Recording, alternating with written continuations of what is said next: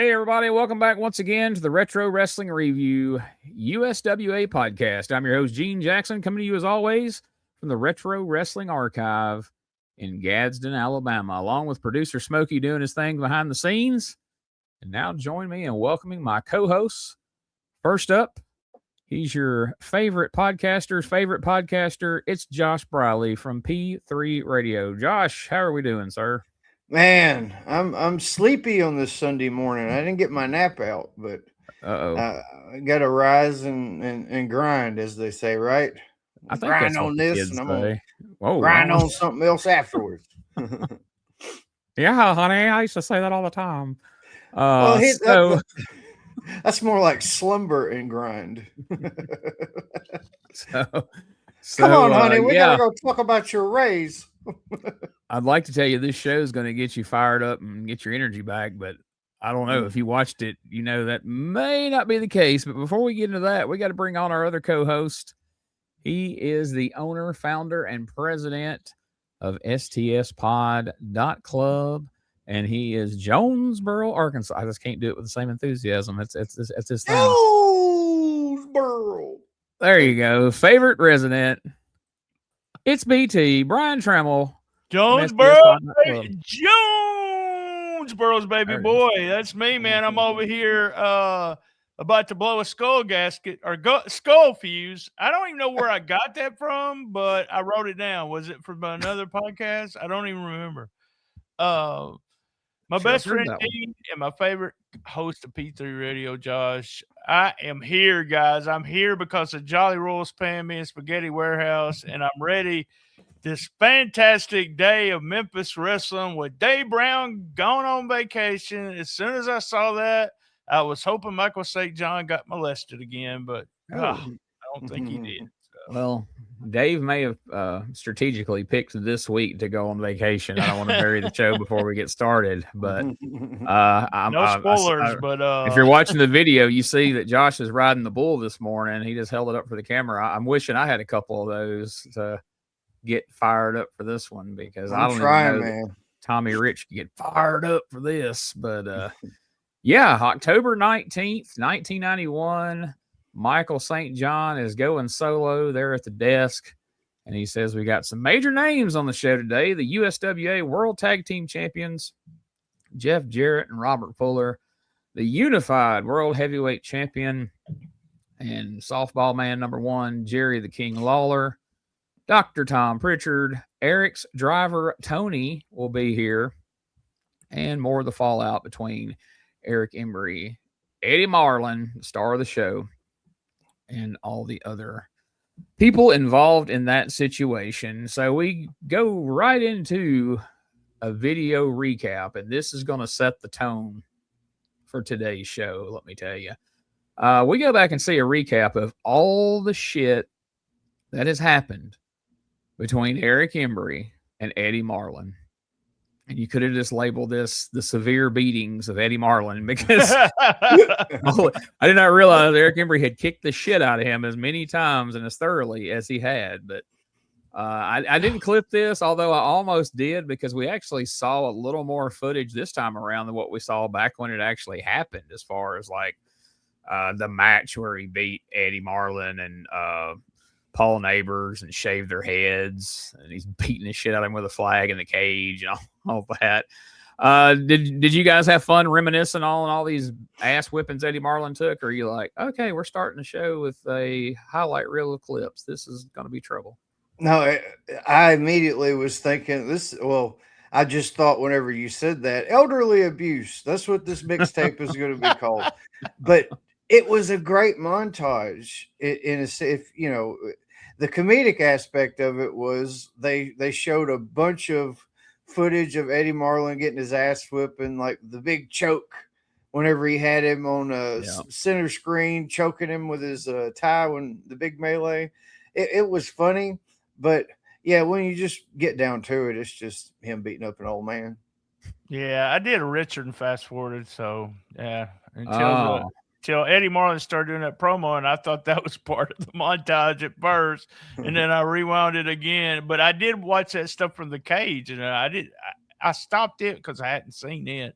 But yeah, with Eddie Marlin, I put I don't know if you're going to show any of the promo, but I said the top feud. We started with highlights from the top feud. Eric Embry against Eddie Marlin.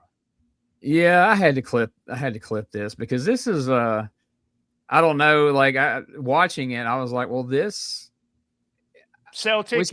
We saw a poor old man getting abused, like Josh just said.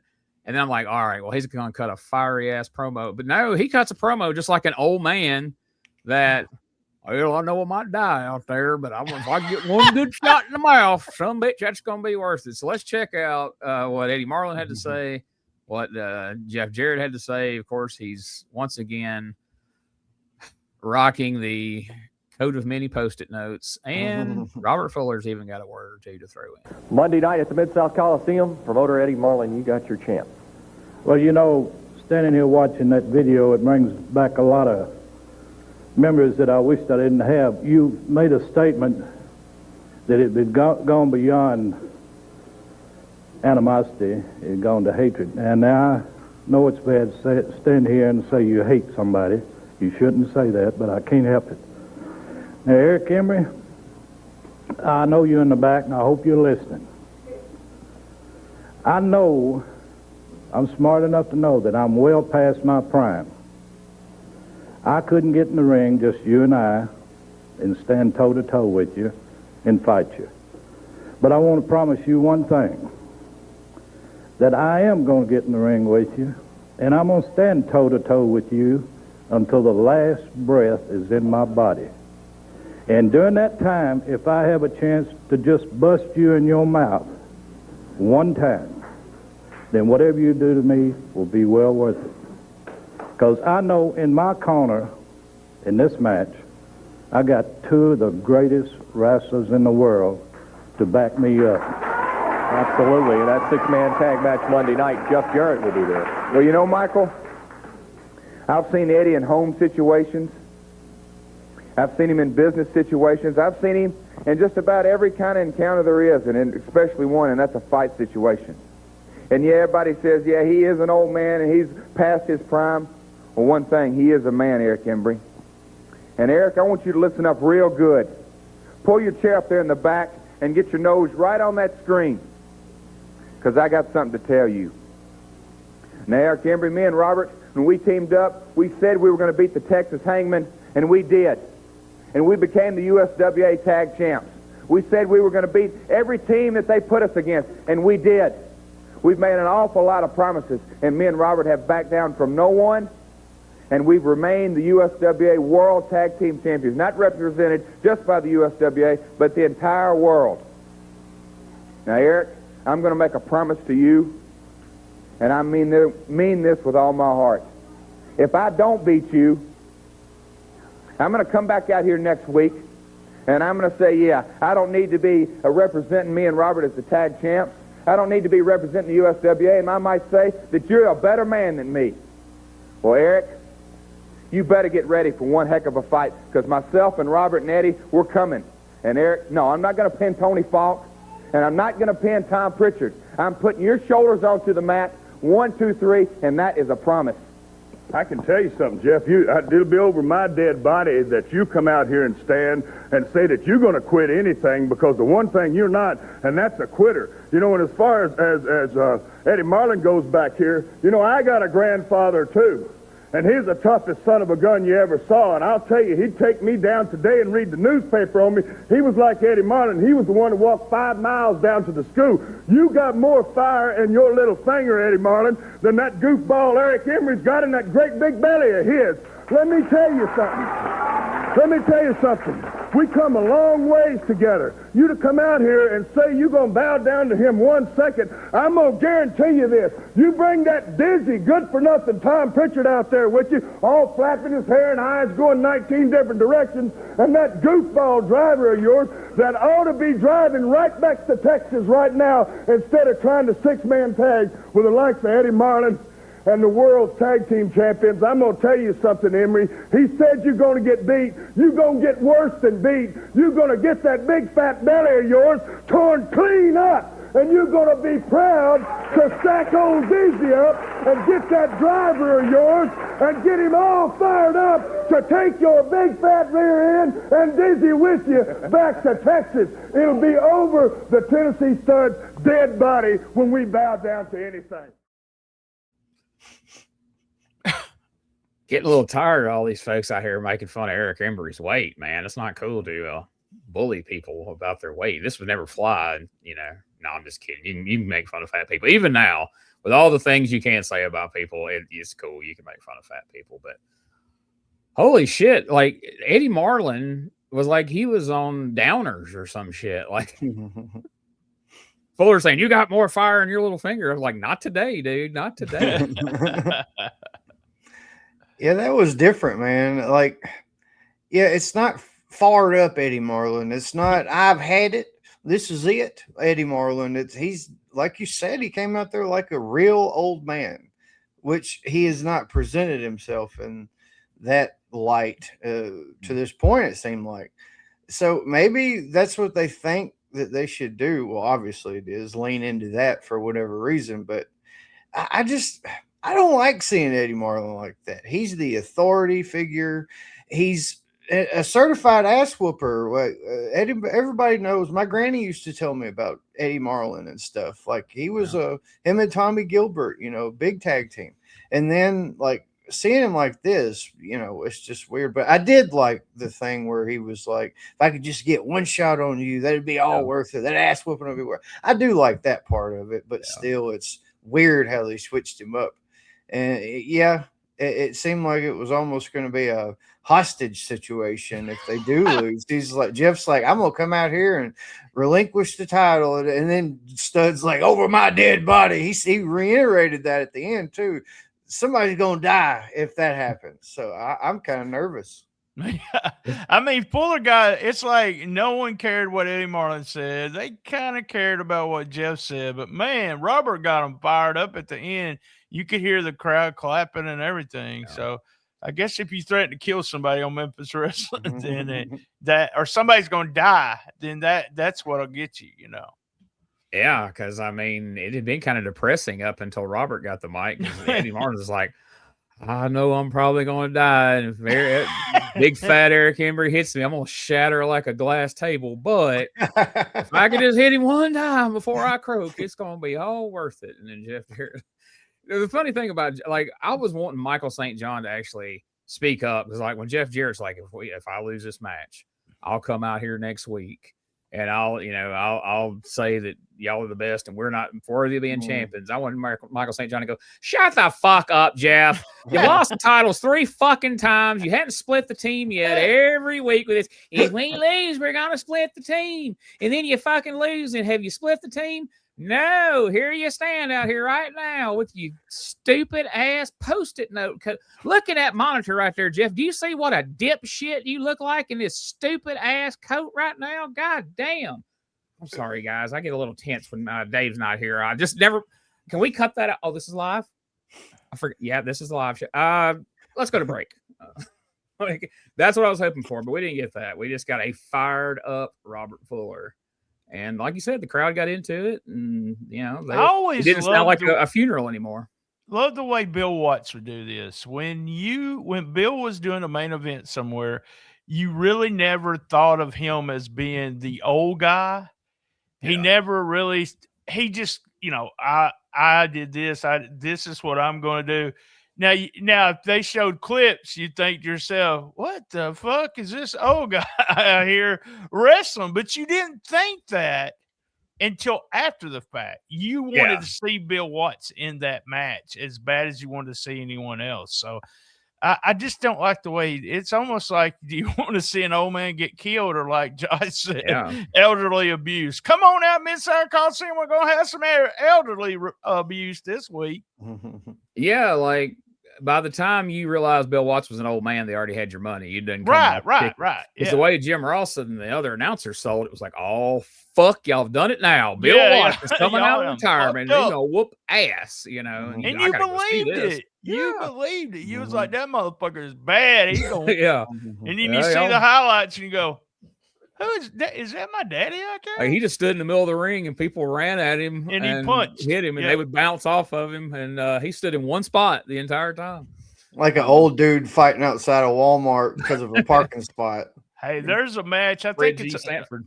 From the Spectrum in Philadelphia. I think that's where it was, but it was Terry Funk against JYD.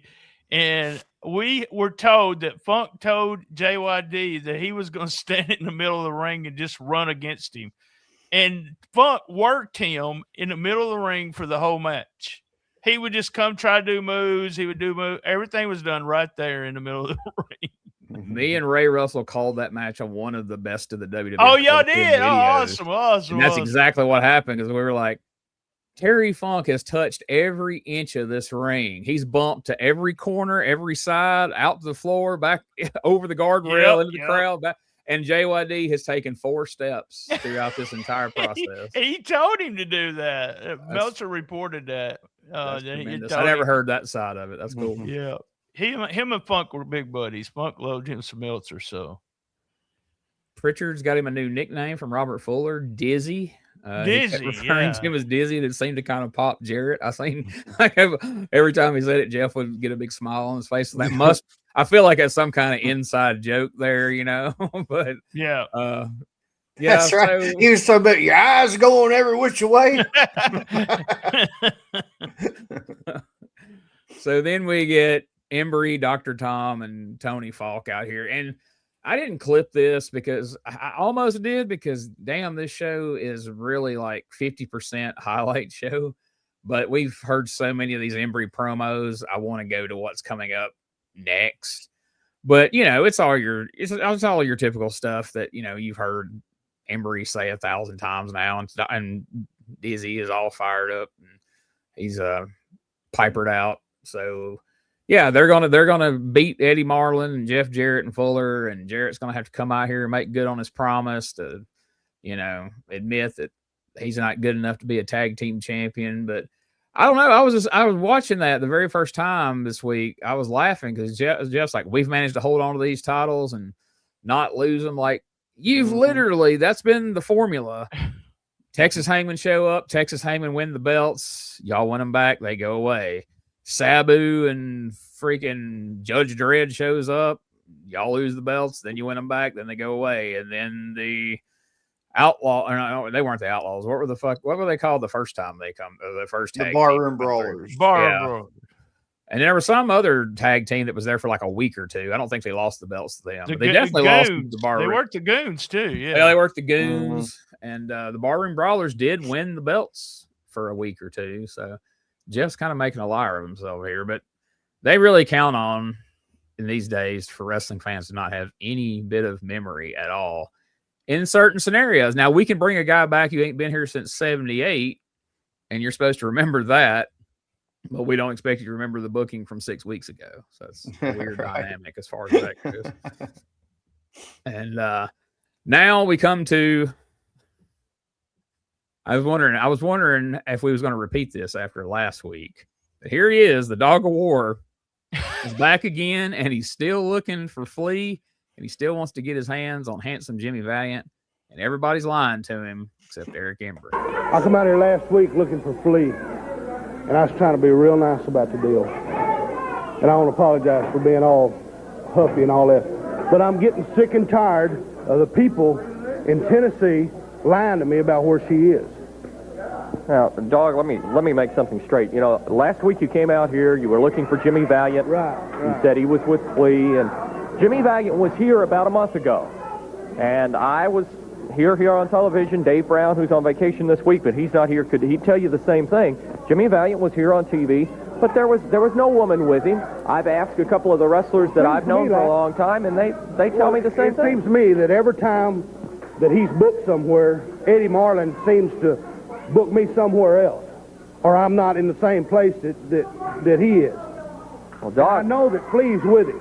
Well, Doc, Jimmy Valiant is not in this area right now. I'd tell you, I've got no reason to lie to you. Everybody lies to you. I have no reason to lie to you. I mean, he's just not here.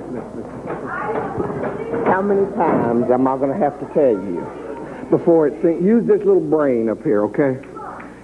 Everybody here, him, All these people and everybody else are lying to you. Okay? They're lying to you, dog. Jimmy Valiant was here. I saw him with my own 2 eyes.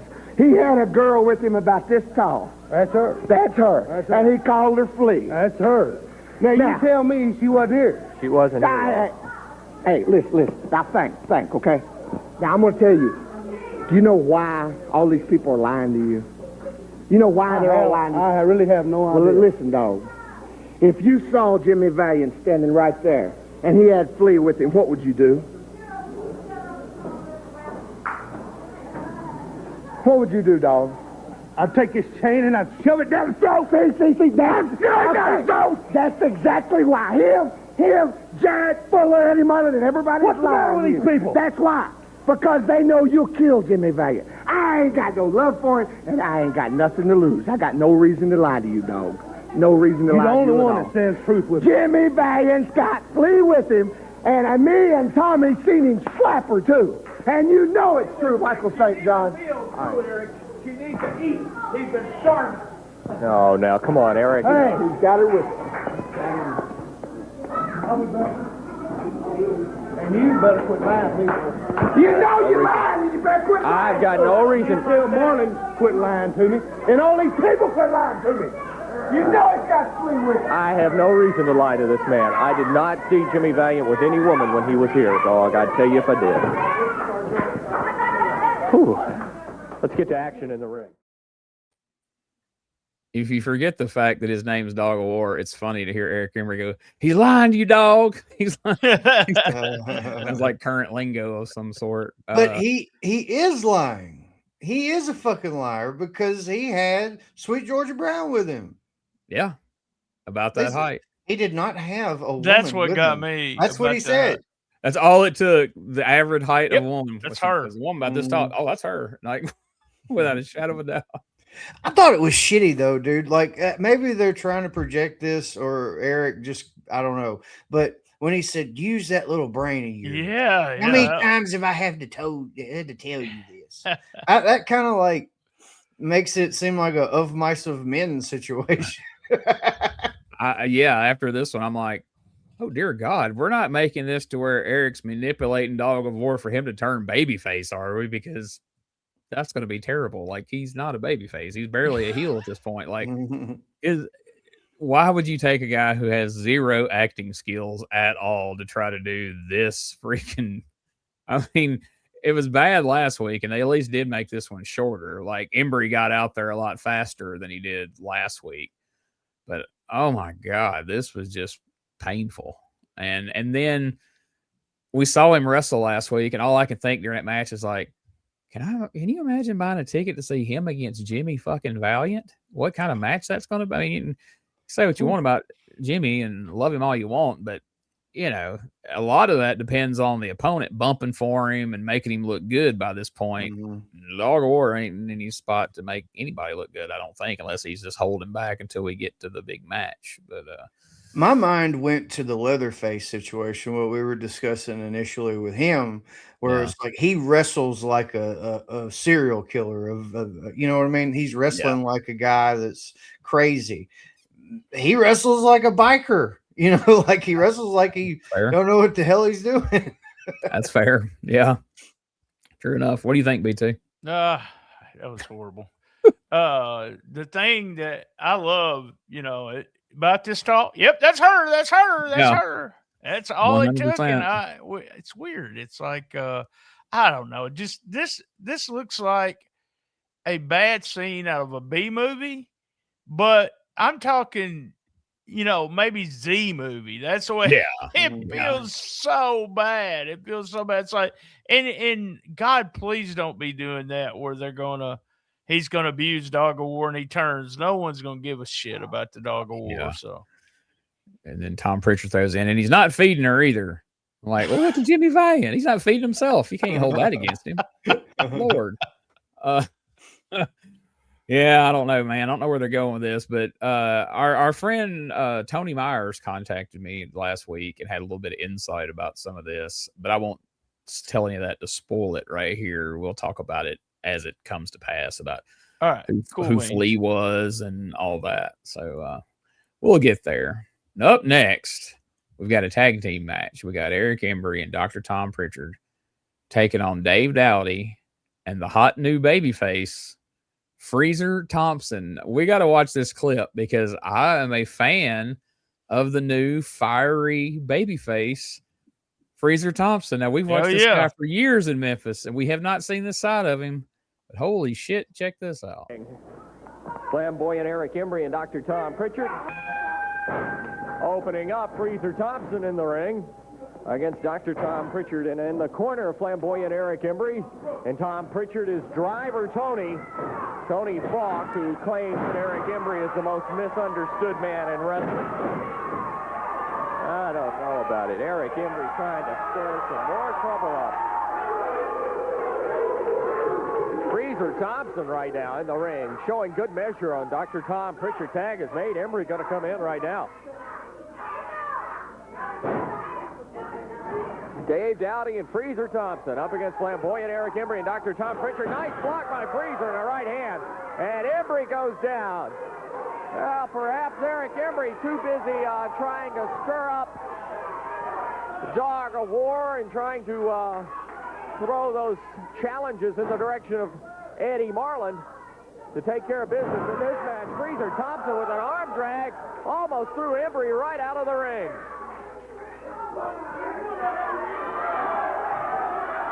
Freezer Thompson with the fans solidly behind him. There's no love lost, obviously, for Embry. Embry and Tom Prichard are conversing, eh?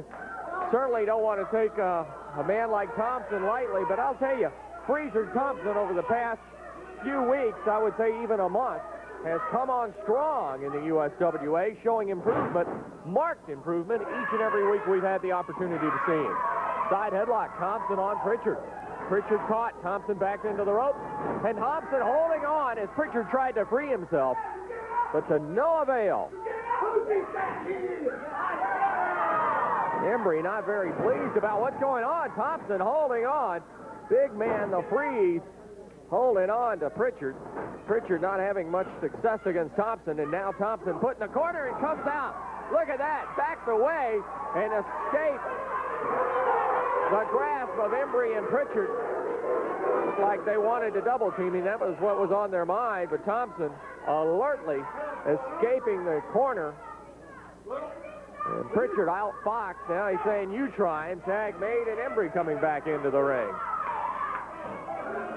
Flamboyant Eric Embry puts a boot into the midsection. That slows Thompson down a little bit. Embry going for a body slam.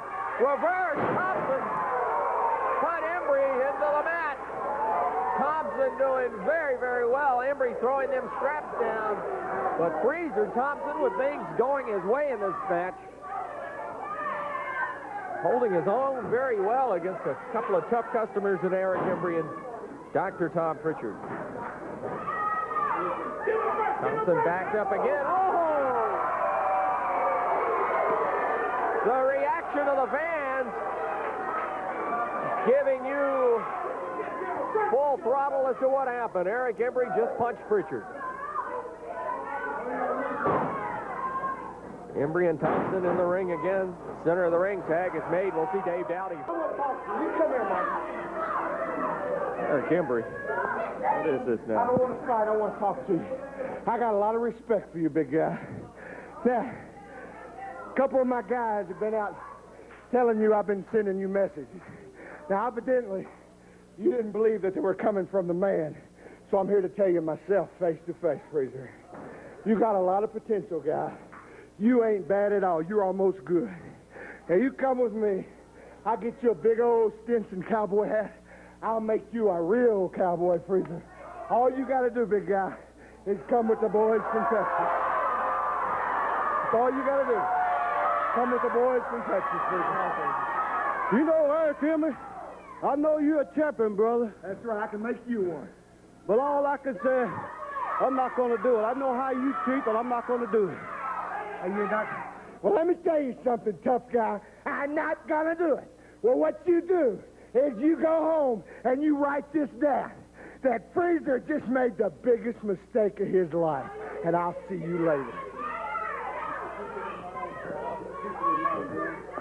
Let's take a break. More action coming up on Championship Wrestling. All right, guys, there you see it. Fucking Freezer Thompson for about 3 minutes was putting on a clinic in there. Jesus Christ. Like, and all I could think is by 93, Junkyard Dog was in about the same shape as Freezer Thompson, but Freezer is moving twice as fast as JYD ever thought of in his prime.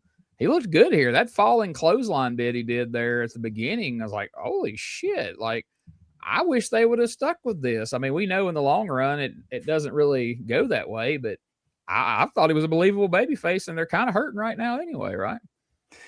Yeah. You know, I knew that I liked Freezer Thompson, and I looked at him differently, but I couldn't remember why. And as we were watching these back, it's like, yes, that's why I look at him like that. Because, dude, Prichard and Embry were giving him everything. Yeah. They were making that motherfucker shine bright like a diamond, like fucking way, way big shine. Like, he was looking great. And the fucking segment afterwards where they're giving him mic time and they don't even beat him up. Any situation like that leading up to this point with the Texas bunch, they're gonna whoop his ass when he decline the offer and everything like that. But no, we'll see you later. Like, even that was like, holy shit, these because they feared him. That's the what they were putting over. I love that shit, man. Putting his ass to the moon. Oh, I agree. I loved it. I always liked Freezer, and worked shows with him. But to see this, I don't remember this. There's a lot going on with me during this year. Around this time, I think I'd sold most of my collection, and I don't know if I was watching on a regular basis, but I don't remember a push per se for Freezer. Yeah. I just thought the crowd was so freaking hot for it. I would have done something with it because, I mean, the crowd was so loud when he started getting his shine and everything. It just goes to show that, presentation is everything. And that, like, you can take a guy who's been doing jobs on TV for 5 or 6 years consistently, and if you slowly start to give him some credibility and start giving him some stuff in the ring, give him a chance to talk, that you can completely change people's perception of him, because you would think, like, fans would be like, we've been watching Freezer get his ass whipped for years. But instead, I don't know if Brian, if you said this or Josh said this, but like a couple of weeks ago, it's like, well, yeah, he's been around now. He's starting to pick up some things. He's getting better. He's not going to be great overnight. So fans are getting with it. And having that match with Lawler, where Lawler gave him some stuff, being kind of where it all begins. I mean, who better than that to give him the old rub, as they say. So I'm liking this push of Freezer Thompson here. This was really fun. And like you said, they didn't get a damn thing on him. Nothing happened until he tagged in Dave Dowdy. And when Dave Dowdy come in, everything shifted. They beat the shit out of him and then pinned him. But they didn't get a punch in on Freezer. It was amazing. So yeah, be interesting to see where we go from here on that, because they've been mixing him in with Eric Embry and his bunch on TV, but they're not doing anything with it at the Coliseum. And the results BT have told us about, we really hadn't heard of Freezer being out on the road anywhere. So yeah, we'll see what this don't even do the other shows. So yeah. So we'll see what this is leading to. And I don't know if Freezer was another one of those guys like, King Cobra, Jerry Bryant, where they had a really good shoot job and they could only be there for TV or something like that. But you never know. So next up, we get, and as soon as this came on, I was like, poor BT. I know he's pulling a Richard right now.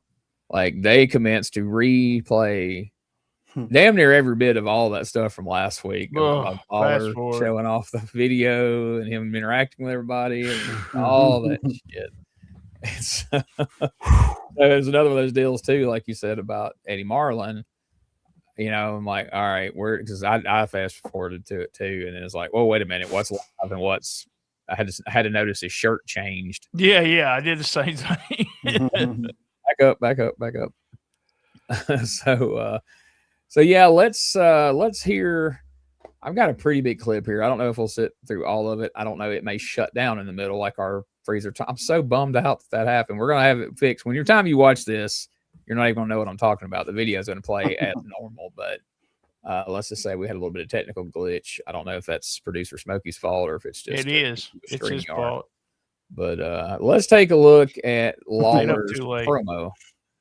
Billy Joe Travis incensed you. That's as mad as I think I've ever seen you. Well, I was as mad, I think, as I've ever been. And I just get real mad all over again when I stand back there and I watch that piece of videotape of that little pencil neck Billy Travis coming out here and taking that guitar that meant so much to me, and then taking that program that I had signed for some fan out here that was going to be, something that could be treasured by somebody. And I sit around and I think, what would make a jerk like Billy Travis do something like this? And then you have to realize that the guy is just so stupid and such a low-life piece of trash that he don't have anything in his life that means anything. Is that right? That's his problem.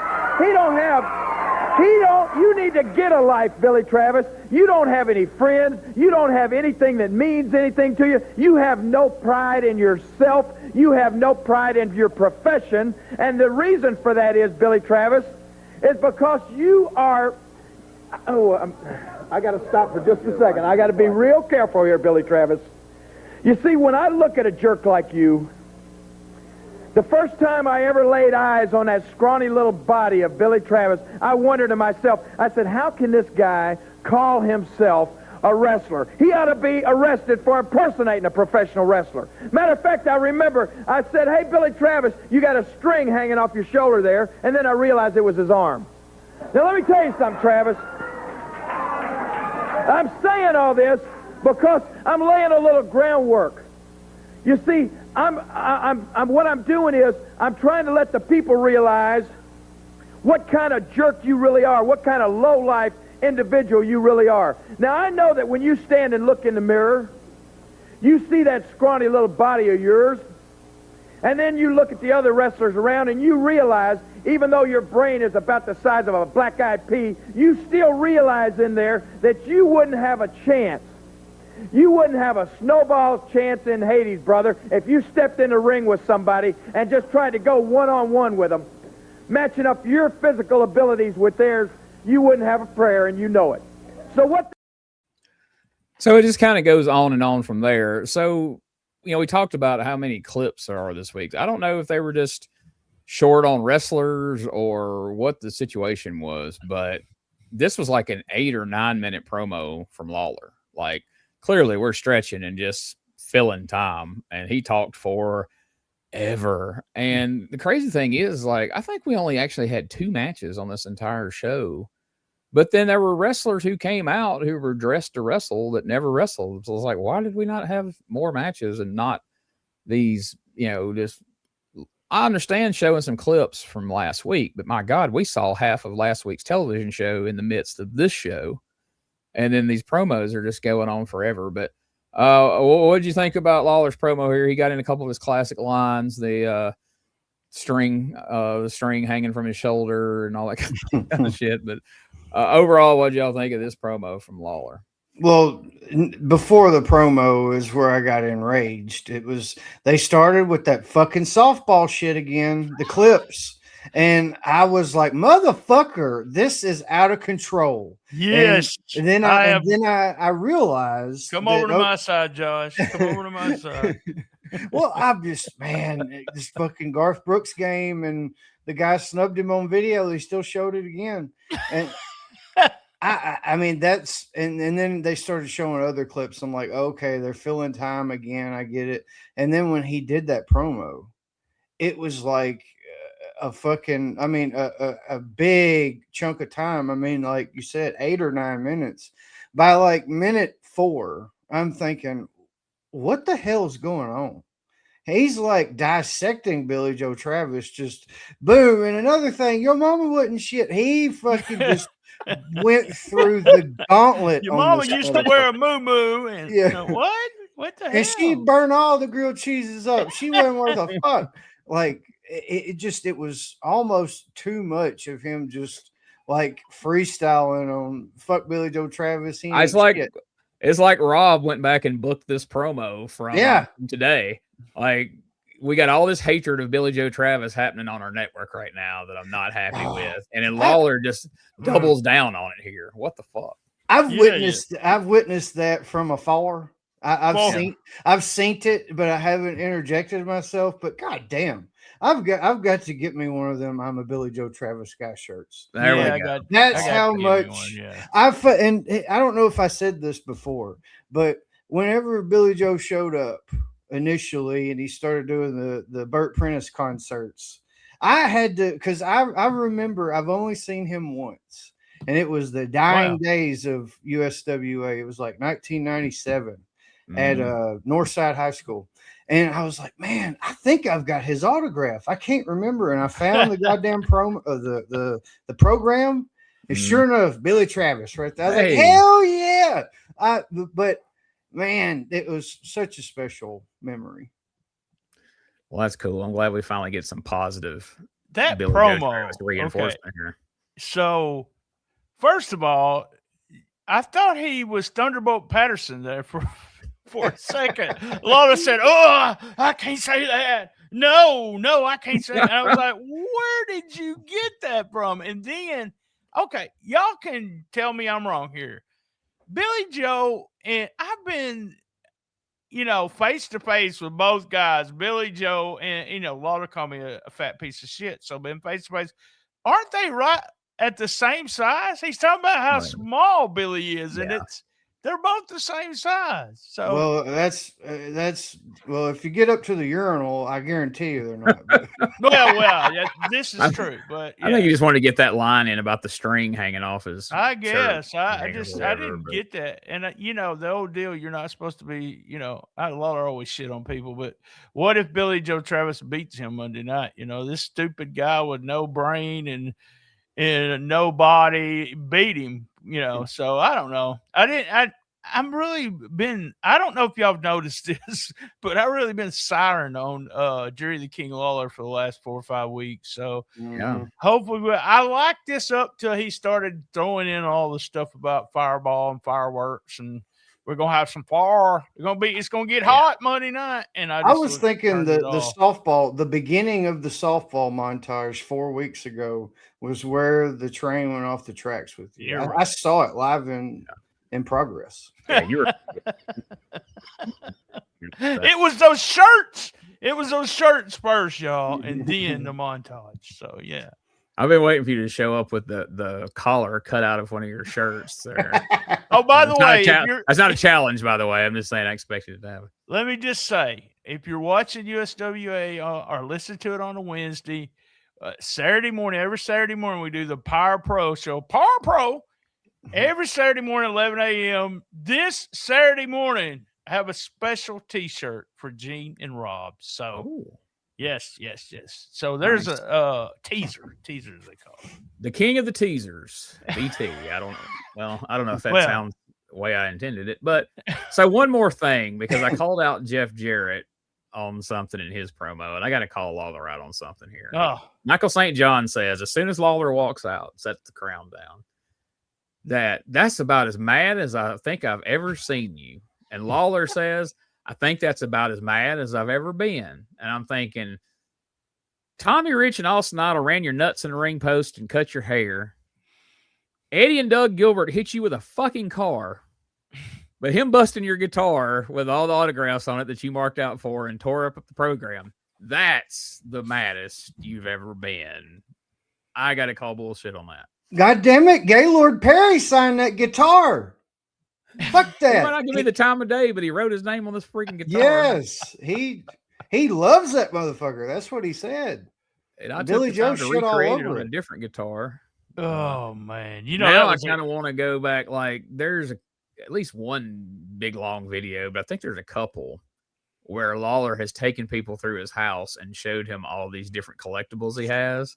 Yeah, I've seen bits and pieces of them. I want to go back and watch the one and see if a real version of that guitar is hanging up in his house somewhere that proves that this is just one where he remade all the signatures and let Billy Travis bust it on TV. Or if there ever really even was an autographed guitar, it was all just, shit he signed to start with. I don't know. But he had all the boys do it in the back. All right, you need to do Garth Brooks, and somebody spells it wrong. Fuck, we got to start over. I'm not paying anybody till this guitar is fully signed. Like a goddamn class assignment. You are Gaylord Perry. He's like, Freezer, who is Darth Brooks? Like, what? I'm sorry, King. I'm sorry. So now, like I said, we've been getting all this Billy Joe hate on the network. So let's see some of the awesome promo abilities, if you will, of Billy Joe Travis. And I can't help but think, and I saw Whitey Jenkins made fun of this on Facebook yesterday, that if Billy Joe Travis was still with us, he would probably get booked to make an appearance at the Wrestle Center for Memphis Wrestling. Yes, when he did, I'm quite sure they would call him the Sweet Music Main Billy Joe Travis, and my head would probably explode. Almost as bad as when we got the Boogie Woogie Main Jimmy Valiant. Huh? Whitey Jenkins. Oh, that Whitey Jenkins. Yeah, I like him a lot. Yeah, he's somehow gotten out of jail and is on Facebook again and stirring up trouble. We know how. We got a lawyer friend. We know what happened. We know what happened. Let's hear from old Billy Joe. Event card, you want to make your plans to be there. Hair versus mask match. You got a 6-man tag match. And this man right here will be going up against Jerry the King Lawler. First of all, why don't you just shut your big, fat, stinking jaws? I want to get that camera right over here. Come here. Shut up. Come here. Come here. I want you to take a look at all these people around here. Shine that camera over there. Michael St. John, Jerry Lawler talking about all these people behind him. Well, if you were behind me, the only time I'd want you to behind me is when I get in my car and back up over your little... Hey, I'll come and knock all you little skinny punks out. Hey. Interview time. I know it's my time. If I want to buy more time, I can do it. So, Jerry Lawler, don't you ever compare me to you punks. I want you to take a look at your body, and you take a look at my body. I go to the gym every day. I train hard. I've been in this business a long time, this wrestling business, and I worked so hard for what I got. I've got a lot of things you say I don't have nothing, but I do.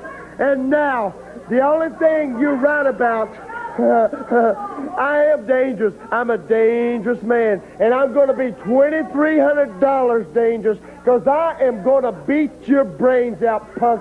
I promise you in Memphis, Tennessee, and the only thing you're going to see is your face on the end of this fist. I promise you so much. Hey, I'm not finished. You know, Kingfish, I got my windows fixed. And it cost $2,300. You're lucky I don't sue you. You're real lucky. You talking about that stinking guitar you got, $100 guitar? Well, that's $2,300 of my money. Garth Brooks, Pudgy Garth, and the guy that sings that thing, Helen Top, that Clem Black. If they were real singers like Madonna and my girlfriend Paula Abdul and Melly Vanelli, that's real singers. Well, I promise you, Mr. Lawler, and I hate your stinking guts, man. I hate you with all my heart. Every time I drive my car, I see your stinking face. I promise you, Monday night, brother, I'm going to knock your face down your throat. I promise you, because I am a mad man. That's right, I'm a dangerous man. Get out of my...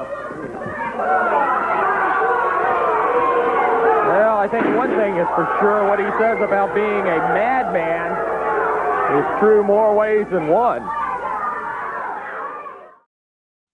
All right. Now, when have we seen a better promo than that, guys? Billy Joe, let me just say, I don't want to step on you, Josh, because you always do it first, but he had assless chaps on. Sequin assless chaps. He makes that made me even like him more. So hand-me-downs from Eric Embry. He is getting his use out of those things. Let me tell you, he is. I I thought it was funny. He almost sounded like he turned into Bernie Mac there for a second when he was over there. Kid, I come over there and get you. His whole voice actually lunged at those kids. I love that. I love that because the little punks wouldn't shut up, and they had their football jerseys on, and he went over there and just started nipping at them. I love that shit. That's the stuff that you do, like, because that translated to me as a 9-10-year-old kid in a wrestling crowd when the heel would come and start picking on you and this and that. Mm-hmm. Like, that stuck out to me more than who won the main event or whatever, because that car ride home, it's like, that motherfucker, that son of a bitch. When I slap shit out of him, my daddy would whoop his ass. And it just used to piss me off so bad. He's such a good heel. And did you notice when he put his arm up like that, he had a big ass fucking knuckle on that son of a bitch. He goes to the gym every day. Lawler talking about a string bean arm. Lawler ain't got shit. And dude, 100% when he started making fun of Clint Black. Oh, that right there was a stamp because, dude, my wife's never been on the show, but you can ask her.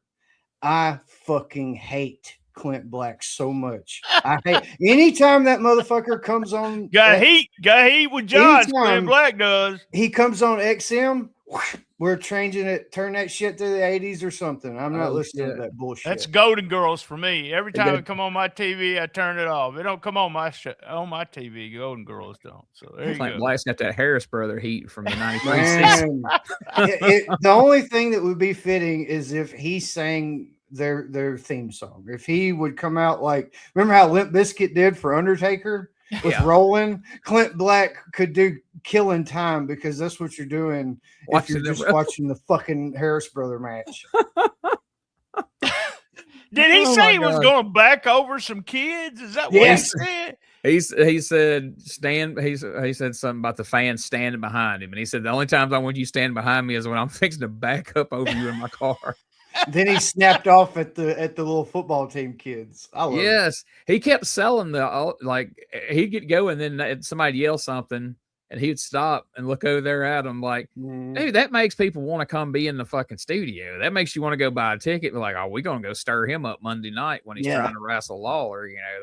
I don't know if that was his intention, but that's how it's coming off to me. Like, that just makes me want to go be there. And if I'm against him, I want to go fuck with him. And if I'm, his fan, I'll be the one guy out there, cheering for him. But I don't know. I love that promo. He didn't even sing in that one. He was so mad at Lawler and the $2,300. Every time I ride my car, I think you, Jerry Lawler.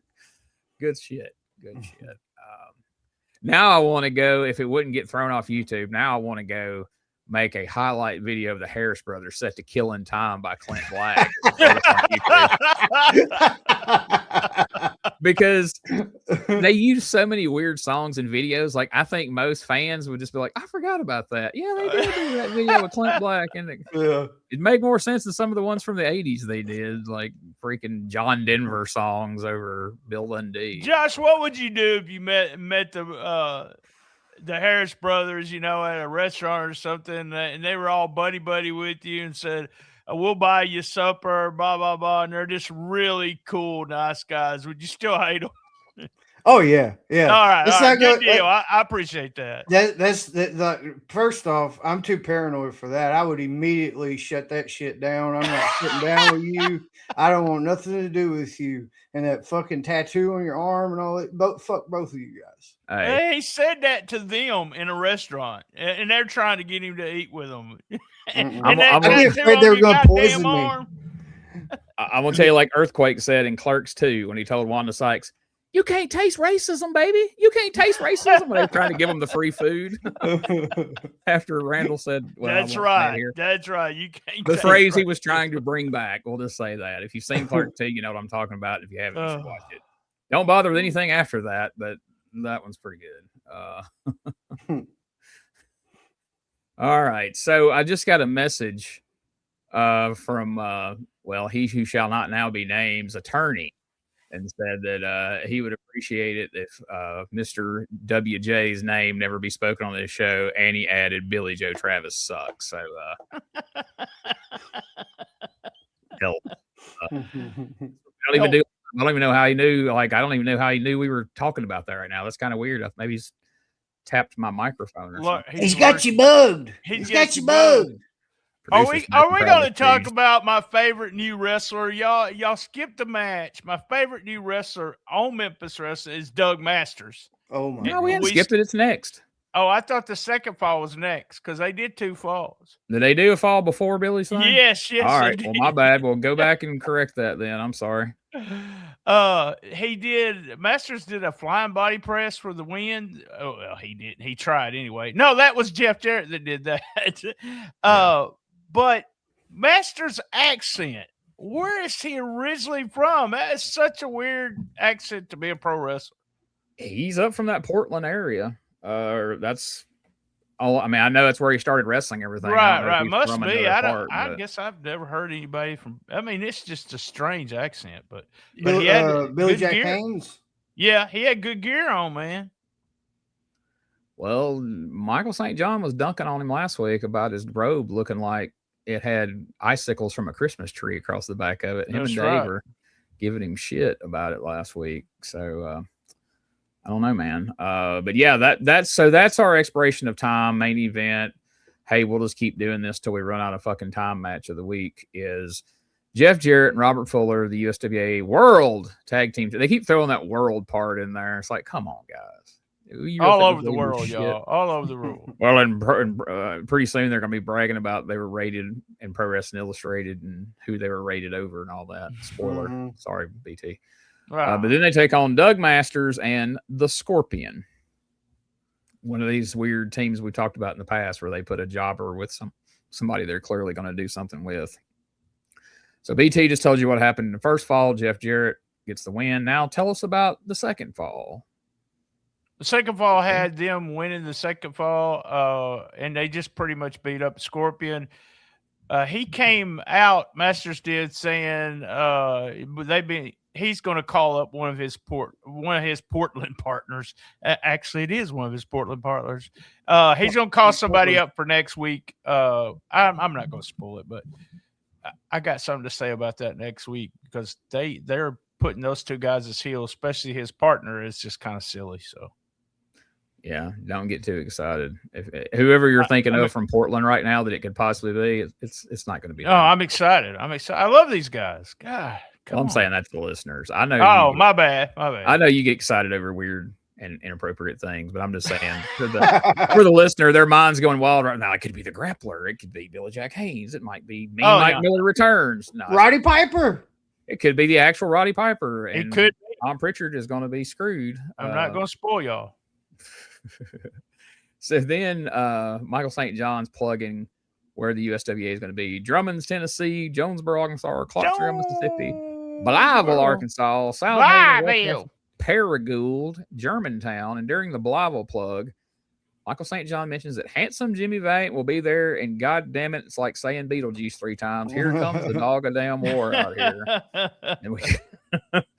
And he demands that Eddie Marlin put him on the Blytheville card because Jimmy Valiant's going to be there. He keeps putting him on the opposite cards of Jimmy Valiant, and he's coming to get Flea. And so, yeah, as soon as they said Jimmy Valiant, I thought, oh, I hope, and here he comes. Like, son of a bitch.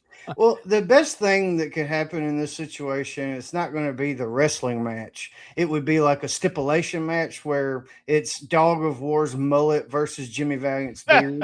Oh, there we go. That would be good. Now we're talking. Because that's the kind of gimmicks you got to get to liven up a match like this. Because clearly the match isn't going to do anything for anybody. But if somebody's big mullet mohawk's going to get shaved, or God forbid Jimmy Valiant's beard get cut again, it might not grow back this time. You know, he's a little up in age this time. You go shaving that beard all the way off, it ain't like 1986. You know, the apex would be Flea and Dog of War coming and turning on, Flea turning on Jimmy Valiant and holding the beard while they cut it. That's heat right there. Mm-hmm. And then, of course, you know what that would lead to. First match, Jimmy Valiant versus Dog of War's hair. Dog of War gets his head shaved. He wants revenge. He has to agree to put Flea's hair against Jimmy's hair, and then we'd shave Flea's head, and then they would disappear.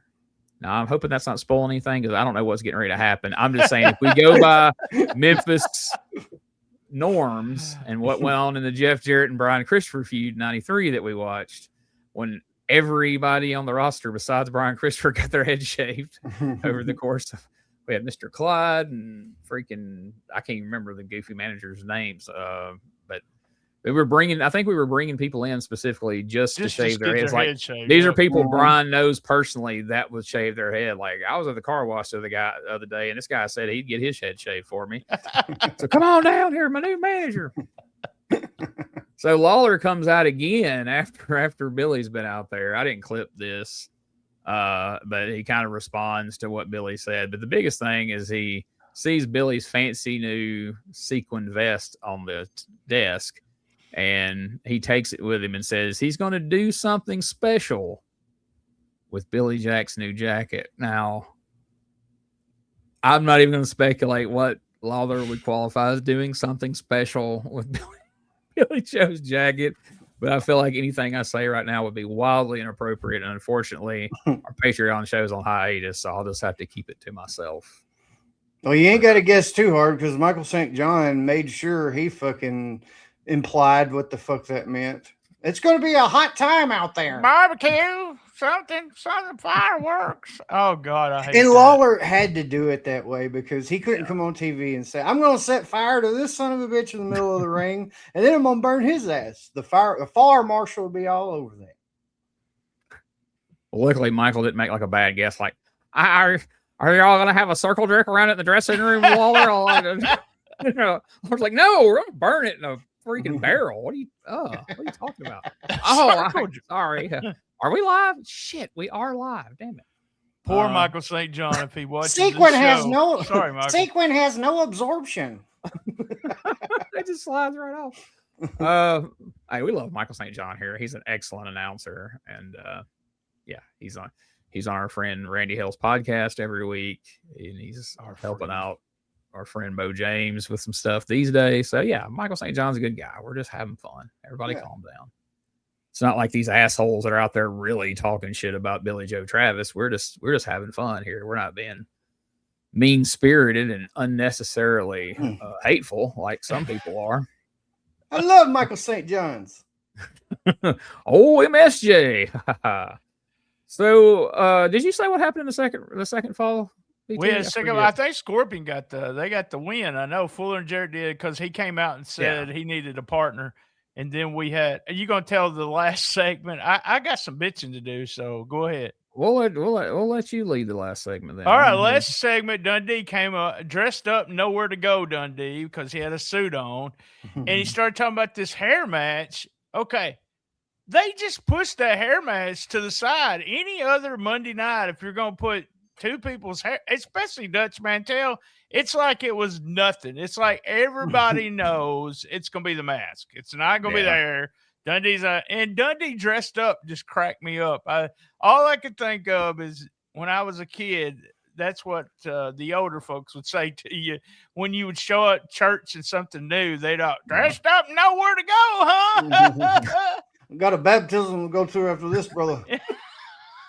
If this wasn't on Saturday morning, like Jamie's got court, I gotta go be there. Yeah. They got me doing something called character witness, brother. We'll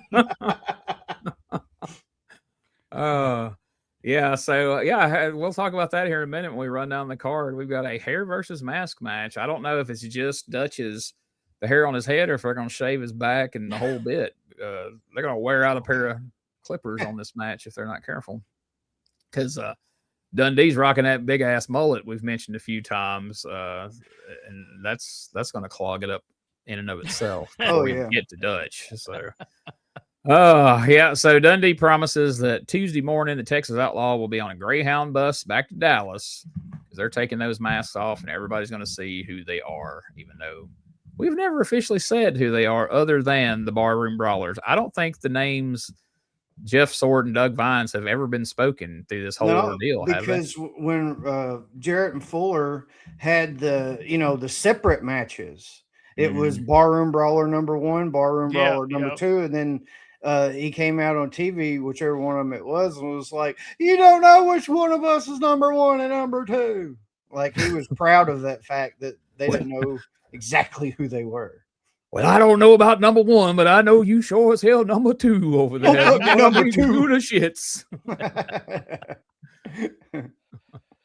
All right. Well, I guess that covers everything on the show. So let's take our podcast commercial break. Then we'll come back and see the card for Monday night.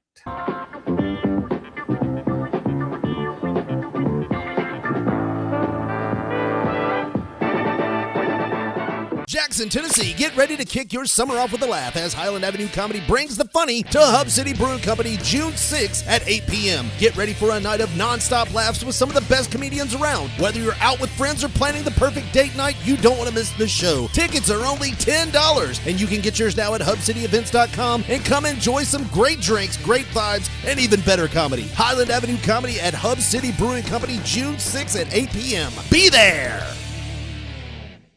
Hey guys, Ray Russell here. Lots of new stuff happening here at WrestleCopia. If you haven't checked out our website at WrestleCopia.com, it's a great way to keep up with the latest episodes of all of your favorite Copia programming, from the Wrestling Memory Grenade to Regional Wrestling with the Territory Talk, the Wrestling Stoop with the legendary Bob Roop, and of course all of those programs also available at your favorite podcast streaming platforms. And if you want to stay up to date with everything going on in the Copia world, all the latest news, random thoughts, fun videos, pictures, and more, make sure to join the more than 33,000 followers over at Facebook.com/Wrestling Grenade. Don't be left out. And last but definitely not least, it's what keeps the entire machine going. I'm talking about Patreon.com/WrestleCopia. We appreciate your support in helping us pay the bills to keep the WrestleCopia Podcast Network running and enabling us to continue to bring you all the quality programming that we offer. Ladies and gentlemen, welcome to Give Me Back My Pro Wrestling, the podcast that's based on the old school but can still help you find the good stuff from today. Jimmy Street and the Plastic Sheik, Jarrett, are the undisputed tag team champions of the wrestling podcast world. From thought-provoking topics to superstar interviews to action figure expertise, this team does it all. And all they ask is, give me back my pro wrestling!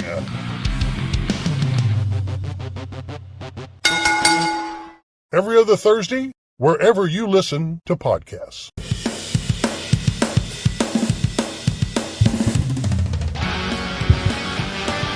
Tired of the same boring wrestling podcast? Need something with attitude, chaos, and maybe just a little cussing? That's STSPod.club, and we got it all covered. We've got wrestling weirdness with WTF News Desk, 5-minute time limit, and the Southern Fried Brain of me, BT, steering the whole ship. We also have Rolling Into Memphis every week about the current Memphis wrestling.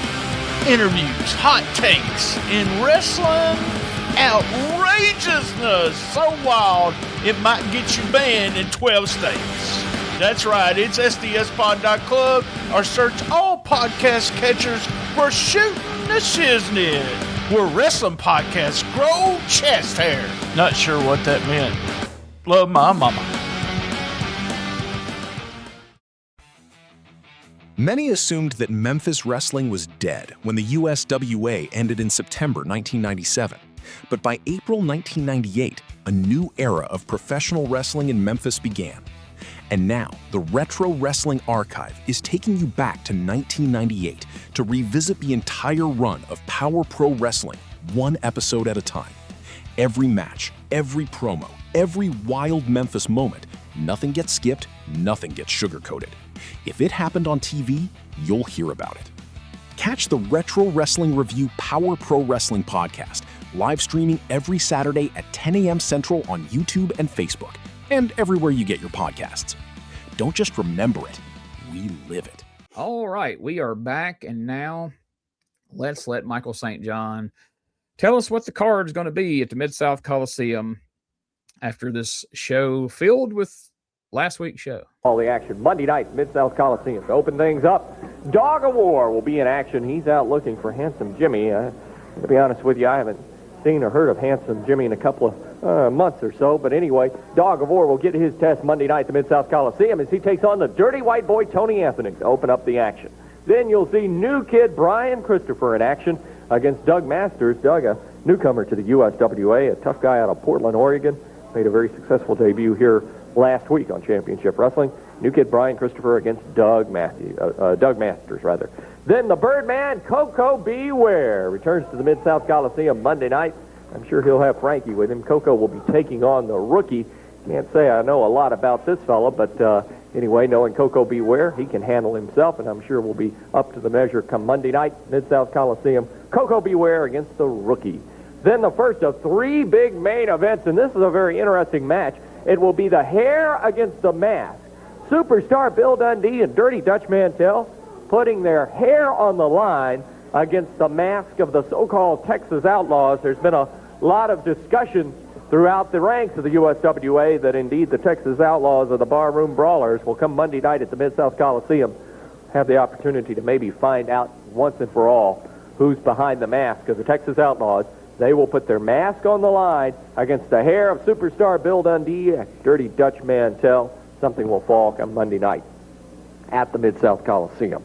Then we talked about this one a little bit earlier. You cannot stoke the fire anymore. The feud between these men is at a fever pitch. Jeff Jarrett, Robert Fuller, and promoter Eddie Marlin will be in the ring in six-man tag team action Monday night against flamboyant Eric Embry, Dr. Tom Prichard, and Tony Falk. And you heard the statement that Jeff Jarrett made out here a little earlier, and of course flamboyant Eric Embry jumped all over it in his interview. But there'll be a war come Monday night between these six men in the ring at the Mid-South Coliseum. Jarrett, Fuller, and Marlin against flamboyant Eric Embry, Dr. Tom Prichard, and Tony Falk. And then on top of all of that, Monday night, the main event, Jerry the King Lawler against Billy Joe Travis. And as you well know, Billy Joe Travis came out on television last week and destroyed the autographed guitar that the King had collected in a benefit softball game that he was involved with a bunch of country stars, and a thing of beauty it was. Tore up a program that Lawler wanted to give to the fans at the Coliseum. Well, long story short, these two are going to battle. It's going to come to a head Monday night. There you go. There's the card. So now it's time to ask the questions, and these may be tough this week, or I don't know, maybe not. What was your least favorite part of this week's show? Well, I think it's obvious. It's the super duper clip heavy one announcer that, he's just basically the recap host in most events. Like, it just felt like you were talking about earlier, nobody's here. Whatever is Smoky Mountain. I know we talked about earlier, it was like the pilot era where they're taping that stuff, but had they already fired up by this point? Maybe that's why Dirty White Boy is not there, and they just think so. I may be wrong about that, but I haven't been seeing results for them in the observers the times I've looked. Okay, BT Mike can answer that better than I. Well, like I say, it's just I don't know what the deal is with, because there's a Monday night card. We thought before a couple of weeks ago when nobody was there, it was because there was no Monday night card because of the fair. They have nothing to promote, so why am I going to come? But with this one, I don't know, man. It's like Dave not being there just screwed everything up. Dave, it's your fault. Hey, Brown, dropping the ball. I don't know, but I was just disappointed with that aspect. And the matches that they did have were underwhelming, Yeah, I gotta go with I got Josh with this. All the clips, and the only thing that was not it was Freezer, getting such a big pop in that. Other than that, the show was just a bunch of clips and not as much fire. And Lawler's talking about far, and just pushing kind of the important matches to the side. And then Marlin he just started the show and just like shit on the whole show by the way he was acting. So yeah, that was just all those clips. And it wasn't one of our best shows to watch. So everything about this show was your least favorite part? Yeah, I guess so. I don't know if I can find anything I did like. So here we go. We're about to ask you that in a moment. But I know it. If you had to narrow it down, gun to your head, and somebody said you don't understand what the word part means, which part is your least favorite of those 9 things you just listed? I guess the Eddie Marlin promo. All right, I can see that. Mine was a dog of war. It's one of those things where it's kind of funny in a weird way, but it's just like, this sucks. Why are you doing this? But that's just me. All right. So what's your most favorite part of this week's show? Well, you could sift through shit and find treasure sometimes. Sometimes people eat wedding rings. Sometimes people eat coins. And if you sift through enough of shit, you'll find something eventually. So what I found sifting through the shit was the Billy Joe Travis versus Jerry Lawler montage. If I have to have a favorite, that has to be it, because that's the only recap that I did not mind, except for the softball stuff. But I know they had to play that to get over what they're trying to get over, because it was the starting point. So I got pissed off, and then I quickly got unpissed off whenever they started showing the actual substance, baby. Is there anything you can dig out all that shit? Freezer Thompson about the only thing. Yeah. I guess my answer is kind of a combination of the two. I like Travis's interview. I like the promo. Yeah. I like the stuff with Freezer. That was fun too. But I felt like we needed a good Billy Travis promo to offset some of this negative talk we're getting about Billy Joe Travis on the Power Pro and Facebook and Twitter, and he's probably going to work shit talking Billy Joe Travis, and people are like, who's Billy Travis? I don't even know who that is. But anyway, let's hear how this all went down on Monday night and any other peripheral results you may have. Would y'all be going to the Coliseum? Oh, I'm sorry, I forgot. I thought it was a foregone conclusion. We're not going. That's right. I'm not going. Josh? If Mama don't give a shit to take me down to Memphis on Monday night, then I'll go. But I'm not going to be doing any begging and pleading. Well, yeah, you're not going to negotiate any chores for this one, right? I mean, no. Yeah, no. Only 900 people showed up, so there he tells you that there wasn't anyone else wanting to mow the lawn to go see this show. Tony Anthony beat Tony Falk. Doug Masters beat Brian Christopher. Bill Dundee and Dutch Mantell beat the Texas Outlaws in a hair versus mask match, and revealed to be Ricky Morton. And it was Jeff and Doug. Who they had to explain they lost a loser leave town match 2 months back, and now they're suspended for life. Good. Jerry Lawler beat Billy Travis by count out when he threw fire in Travis's eyes.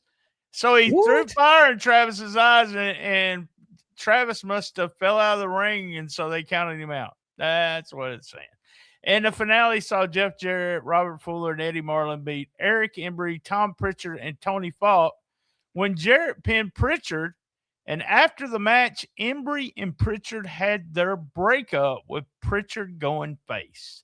So it finally did happen. The next night, they're in Louisville, Kentucky. Anthony drew with Masters. Falk beat Steve Marino. We haven't seen him in a long time. The Outlaws beat Dundee and Mantell because they're not suspended there yet. When Embry hit Mantell with a chain, Lawler beat Travis, and in a handicap match, Embry and Prichard, a handcuff match, I'm sorry. Embry and Prichard DDQ Jarrett and Fuller. So there you go. Wow. So Jarrett makes it a point on TV to specifically say, I will not pin Tom Prichard. I will not pin Tony Falk, because everybody on earth, even the densest mark in the world, saw this match and goes, oh, they're pinning Tony Falk. What else could possibly happen? But instead, Jeff pins Prichard. But it's like, you said you wouldn't, so why don't you let Robert pin Prichard, just so you don't look like an asshole, but whatever. So there's our split between Prichard. So they build it. We think we're getting it. and then everything's cool. They're back buddies. And then now with no tease, there's been no issue tease between them now for 2 or 3 weeks. Boom, there's our split. So, all right, maybe they think that'll be the key to drawing more than 900 people next week. Something I saw in the Observer I thought was interesting. We know because of the fact that Eddie Gilbert was here as global champion recently, we know that global's up and going. So it's pretty widely known global really didn't run hardly any house shows or spot shows at all. They just ran the Global Dome, the renovated sportatorium. But they have a Global Wrestling Federation spot show listed in my current hometown of Gadsden, Alabama. Now, at this time, I'm in Aberdeen, Mississippi. But on October 25th in Gadsden, Alabama, they have a Global Wrestling Federation spot show listed where Brian Lee beat Tom Davis. Mario Santana beat the $1 Million Baby. Bambi beat Susan Sexton.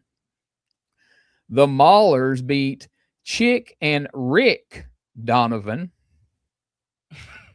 The Kid pinned Chaz, which I assume is Lightning Kid, 1, 2, 3 Kid, I hope. Or then again, it is. Is it? Okay. I was hoping it wasn't just some jackwagon from Alabama that they let on the show since he went over.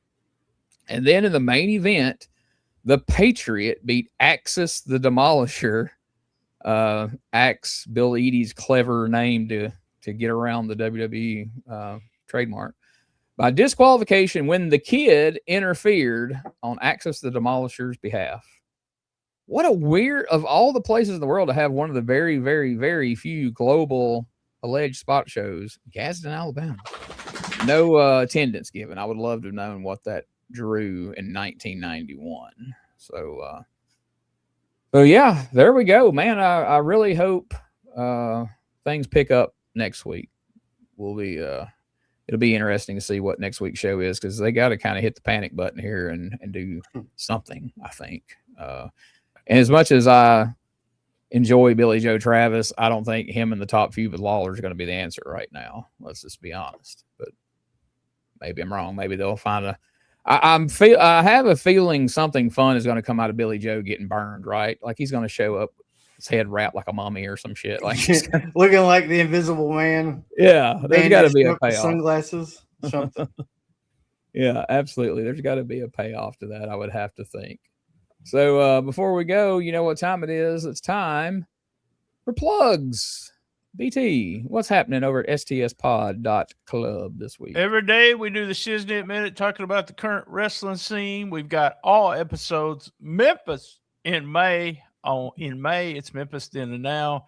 Rolling into Mempho, we're putting the USWA. We started season 2 on my main feed, and I apologize to Richard. He was in season 2. I didn't do every episode of season 2 so far. Power Pro, which I want to thank everybody for watching that. It's getting huge streaming numbers. Well, huge for us. And I mean, we're not Joe Rogan.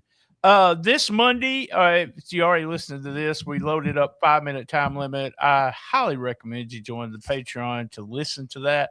We had a bunch of people show up and stop by for the after show chat. It was fun. I don't know why I said it that way. What about P3 Radio? You ready for that? Yeah. All right. You ready to kick in the Shiznit P3? The P3. I'm ready. Shiznit Give me the minute. All right, Smokey, get it going.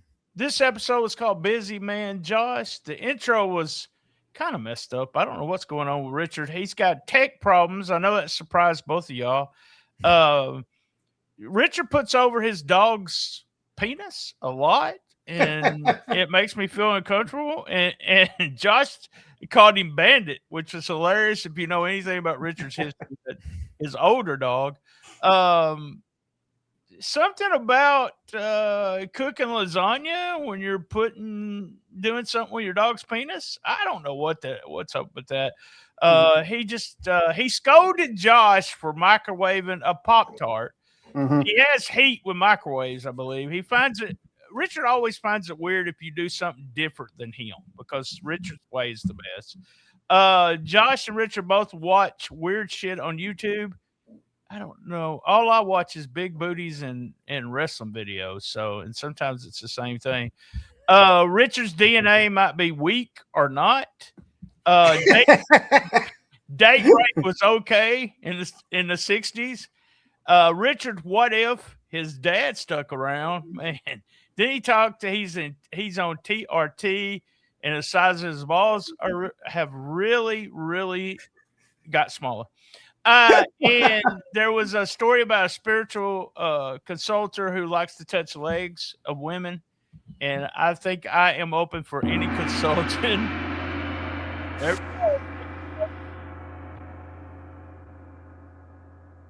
Gene, I saw Smokey picture you and Smokey late last night. Man, y'all were partying. Gee, I don't know. Back, boy, he was taking it easy. We were so hyped from that awesome fight, we couldn't go to sleep. We just it reminded me of the old Mike Tyson fights. Get all excited about it. Whoop, it's over.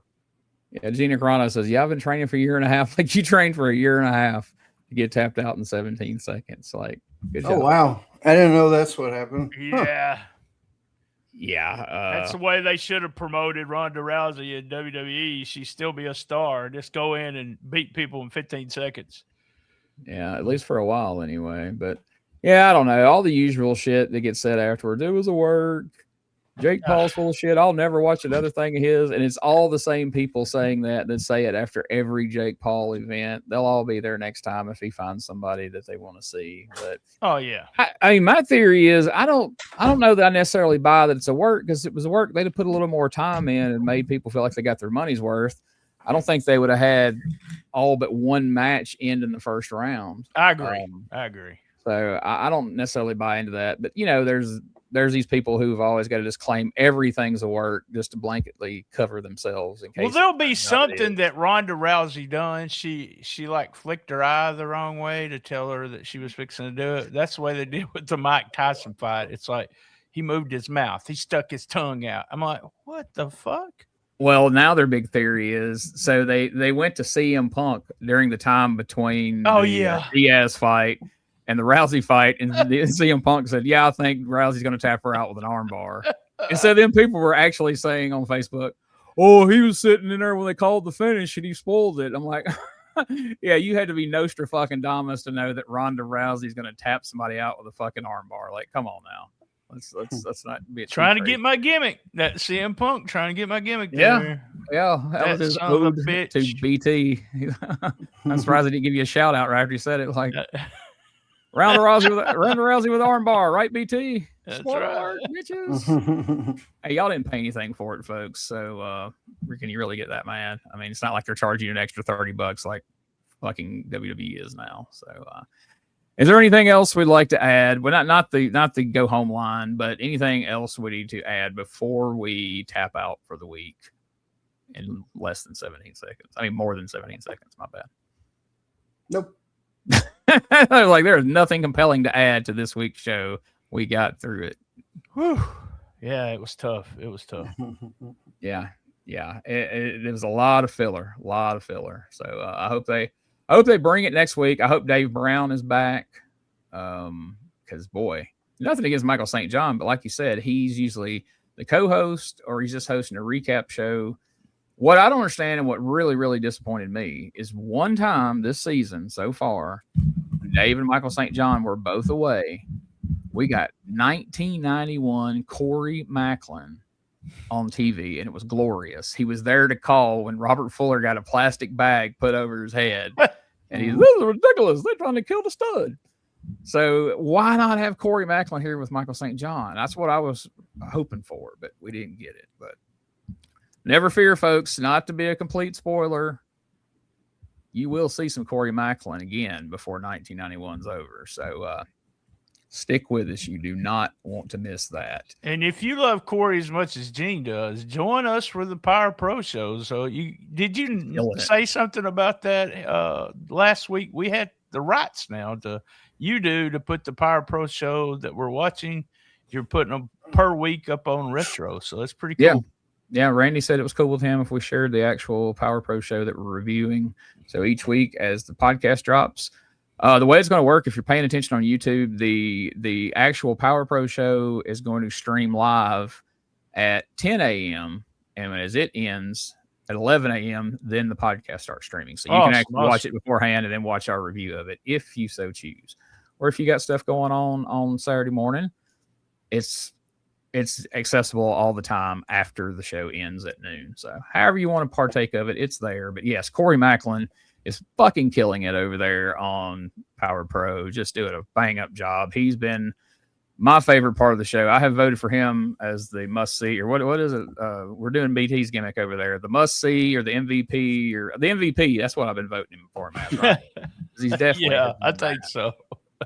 Derek King's been a close second with all his Jackie shenanigans, but it's still hard to beat old Corey Macklin in there. So that's it for this week.